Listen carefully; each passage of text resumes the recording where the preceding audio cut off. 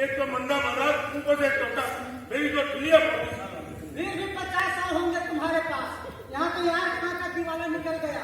कल बारिश में ककड़ियाँ बर्बाद हो गई, आज 4 आने का माल उखाड़ लेकर आया था, किसने आधा था।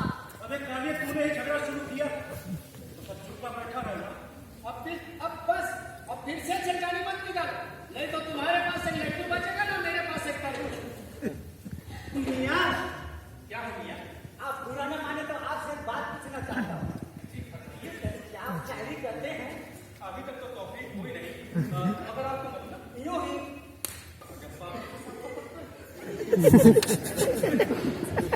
कहते हैं और क्या खूब कहते हैं।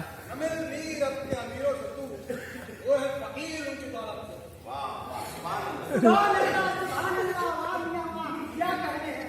मियाँ, मेरी भी एक छोटी सी अर्ज है।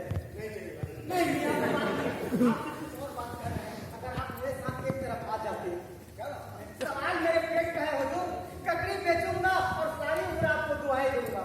अगर मेरी ककड़ी पर आप बुरा न माने, मुझे बात पूछी है, सुबह से शाम तक फेरी लगाता हूँ, कई हफ्ते हो गए, घेरे की बिक्री नहीं हुई।